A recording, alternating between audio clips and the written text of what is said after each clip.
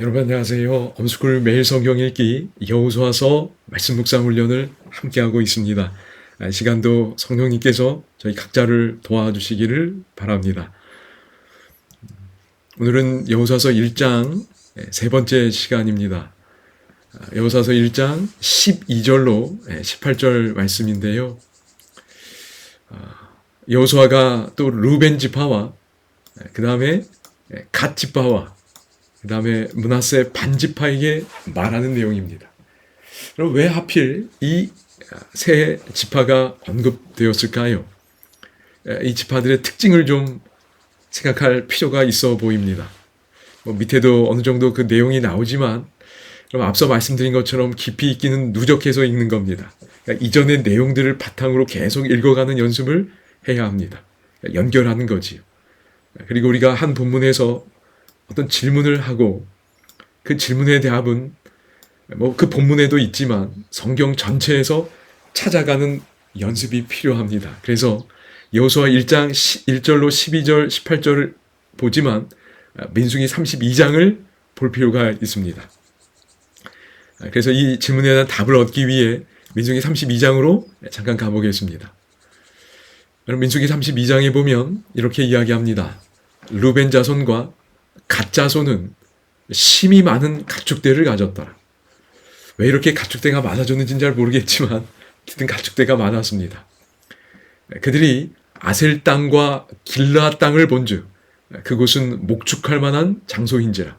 그럼 여기 야셀 땅과 길르앗 땅이라고 언급되는데 민수기 앞에 보면 21장이나 이런 데 보면 요단 동편 지역을 점령합니다. 아모리 왕 시온과 바산 왕 옥을 과 싸워 이깁니다. 그 땅을 점령하게 되지요.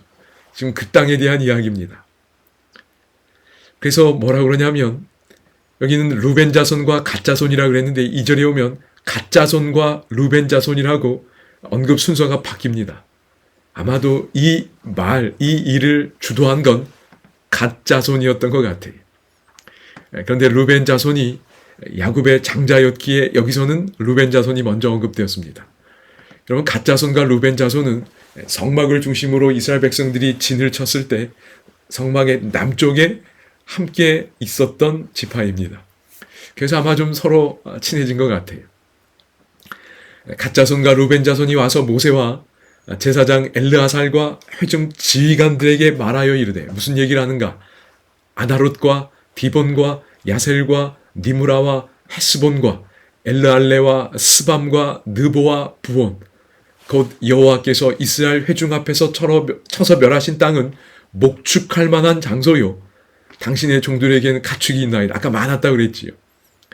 또 이르되 우리가 만일 당신에게 은혜를 입었으면 이 땅을 당신의 종들에게 그들의 소유로 주시고 우리에게 요단강을 건너지 않게 하소서 그랬어요. 여러분 여기 지도를 보시면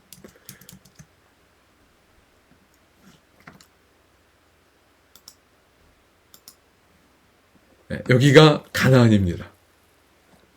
이쪽이 가나안 땅이죠. 그러니까 요단, 여기가 맨 위에 이제 레바논산 이렇게 있죠, 북쪽에. 그리고 여기가 갈릴리 호수입니다. 그리고 쭉 요단강이 흘러내리고 여기가 사해지요. 이 요단강 왼편을 가나안 땅, 그러니까 지금 약속의 땅입니다. 근데 지금 이 지파들이 얘기하는 건 이 요단강 동편 지역인 겁니다. 이걸 얼마 전에 점령한 거예요. 근데 여기가 가축을 기르기에 너무 좋은 땅으로 보이는 겁니다. 그래서 이 땅 달라고 하는 겁니다. 여러분 여기 조금 전에 보시면 여기 보면 여기 길르앗 땅이라고 그랬지요. 여기 한 지역이면서 그래서 이곳 요단강 동편을 보통 길르앗이라고 지칭하기도 합니다. 여기 길르앗 땅. 그런 다음에 여기 또 보시면 도시 하나만 잠깐 보겠습니다. 여기 헤스본이라고 있습니다. 아모리 왕 시온이 모압에게서 뺏어서 자기의 왕도로 삼았던 곳인데 여기가 헤스본입니다. 여기 보시면 여기가 헤스본 나오지요. 여기가 헤스본입니다. 여기가 여리고고요. 그래서 실제로 보면 르벤과 갓지파 그리고 므낫세 반지파가 요단 동편에서 기업을 얻습니다. 그 요청이 지금 민수기 32장에 기록되어 있는 거예요. 근데 여기 보시면 갓지파와 르벤지파 요 사이에 보면 헤스본이 있습니다. 여기가 갓과 르벤의 경계 지역이라고 보시면 되겠습니다. 여기 보시면 여기가 대략 870m래요. 고원이라고 할 수 있겠지요. 어쨌든 이런 요청이 민수기 32장에서 이루어졌습니다. 요청대로 받긴 받았는데 그 과정을 좀 더 보겠습니다. 여러분, 이런 말을 요단을 건너지 않게 하소서, 이런 말을 이 당시에 모세가 어떻게 받아들였는가? 굉장히 불편했습니다. 노했습니다. 모세가 갓 자손과 르벤 자손에게 이르되 너희 형제들은 싸우러 가거늘 너희는 여기 앉아 있고자 하느냐? 너희가 어찌하여 이스라엘 자손에게 뭐하게 하여서 낙심하게 하여서 여호와께서 그들에게 주신 땅으로 건너갈 수 없게 하려느냐? 왜? 여러분, 그렇잖아요. 지금 건너가야 되는데 우리는 여기 머무르겠다 이렇게 말하면 다른 지파를 낙심하게 하는 일이지요. 그 모세가 지도자로서 염려가 되는 겁니다. 그러면서 대략 40여 년 전에 있었던 가데스 바네아 그 사건을 떠올립니다. 조상들도 그렇게 했다는 거예요. 그들이 에스골 골짜기에서 올라가서 그 땅을 보고 이스라엘 자손을 뭐하게 해서 낙심하게 하여서 여호와께서 그들에게 주신 땅으로 갈 수 없게 하였었느니라. 믿음 없는 보고를 통해 이스라엘 전체를 낙심하게 한 겁니다. 그래서 못 들어갔는데 너희가 또 그런 일을 지금 하려 한다는 겁니다. 그때 여호와께서 진노하사 맹세하여 이르시되, 쭉 그 이야기 나옵니다. 그래서 여기 뭐라 그러지요?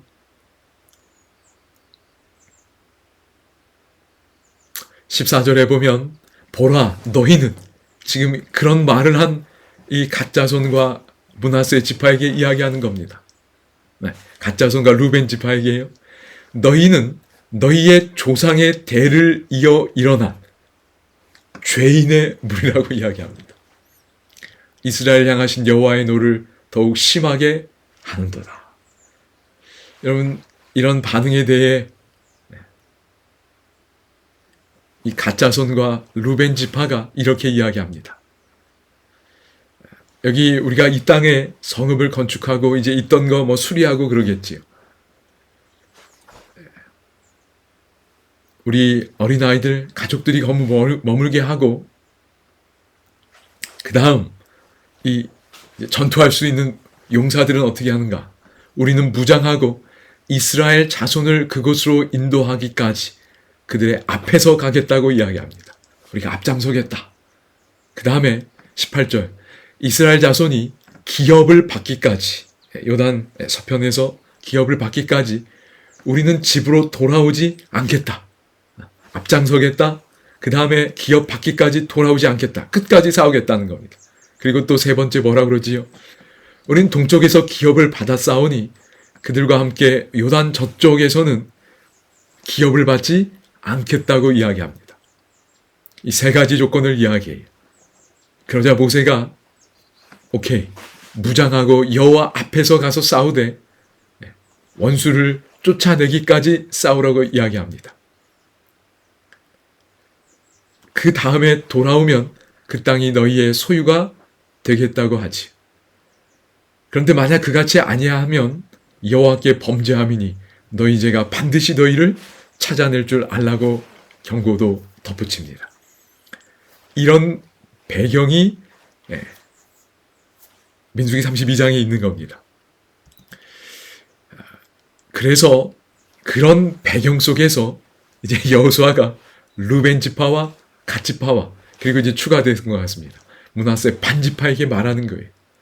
요단강 동쪽에서 땅을 앞서 보았던 것처럼 얻은 이 세 지파입니다. 요 세 지파, 이미 땅을 받은 지파들에게 언급하는 겁니다. 민수기 32장을 배경으로 해서 말이지요.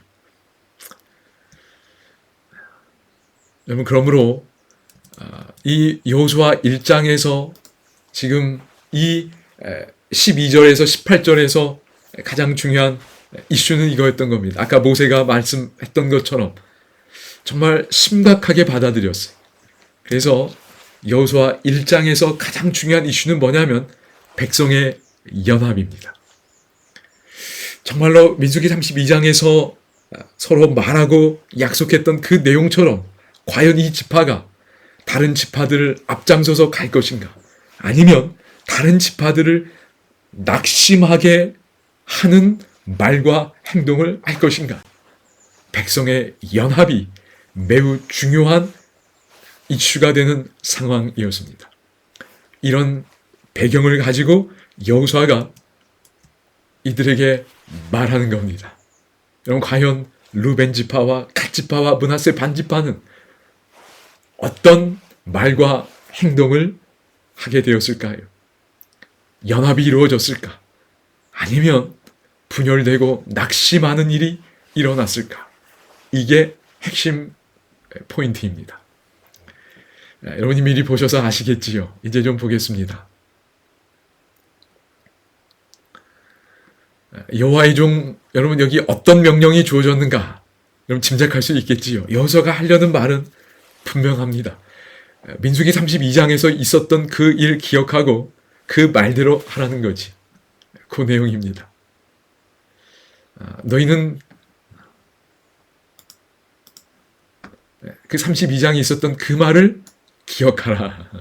32장 기억하라는 거예요. 그래서 너희 처자와 가축은 요단 이쪽 땅에 머무르려니와 용사들은 무장하고 너희 형제보다 앞서 건너가서 그들을 도우라. 32장에 있던 말 그대로 하는 거예요. 그 다음에 또 뭐 하지요? 너희 형제도 안식하며 그들도 너희 하나님 여호와께서 주시는 그 땅을 차지하기까지 하라. 끝까지 싸우라는 겁니다. 그런 다음에 돌아와서 그것을 요단 동편으로 돌아와서 그것을 차지하라고 이야기합니다. 앞서 있었던 내용 그대로지요. 모세가 한 말을 기억하라. 앞서 건너가서 도우라. 이스라엘 전체가 안식을 얻을 때까지 도우라. 32장 그 내용 그 말 그대로 지키라는 겁니다. 이제 이들이 어떻게 반응했을까요? 이제 이게 중요하지요. 모세는 자기가 할 말을, 여호수아는 했어야 할 그 말 분명히 했습니다. 그들이 여호수아에게 대답하여 이르되 당신이 우리에게 명령하신 것은 우리가 다 행할 것이요. 당신이 우리를 보내신 곳에는 우리가 가리이다. 사실 같은 말을 반복하고 있어요. 은유를, 대꾸를 형성합니다. 명령하신 것 행할 것이고 가라는 곳에 가겠다는 겁니다. 여기서 저희가 생각해 보면 좋을 건 전적인 순종의 태도를 보이지. 그래서 여러분 하나님께서 여호수아를 앞서서 충전해 주셨어요. 그지요? 모세는 죽었지만 하나님의 임재, 하나님의 약속이 그에게 허락되었습니다. 그런데 여러분 백성들이 이렇게 말했을 때 여호수아는 분명히 용기를 얻었을 겁니다. 그러니까 여러분 지도자는 하나님에 의해서 충전될 뿐만 아니라 백성들에 의해서 충전된다는 것도 여러분 기억하시면 좋겠습니다. 이 참 여호수아가 용기를 냈을 거예요. 이제 이들이 이렇게 여호수아를 충전해주는 참 귀한 말을 했습니다. 근데 여기서 멈추지 않고 덧붙이는 내용이 17절, 18절에 나옵니다. 여기 덧붙이는 말인데 무엇을 강조하고 있는지 좀 생각해 보면 좋겠습니다. 반복된 단어가 있나요? 그럼 같이 한번 보겠습니다. 이게 아마 여호수아를 굉장히 충전시켜줬을 것 같아요.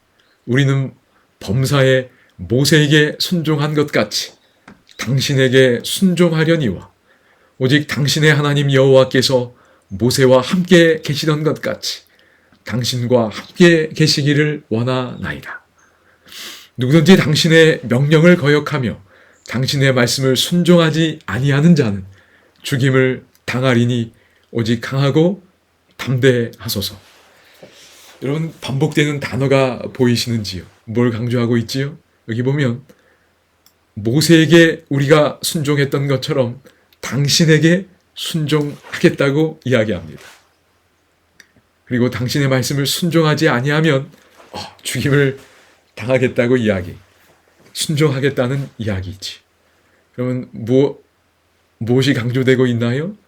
우리 백성들이 지도자 여호수아에게 순종하겠다는 내용이 강조되고 있습니다.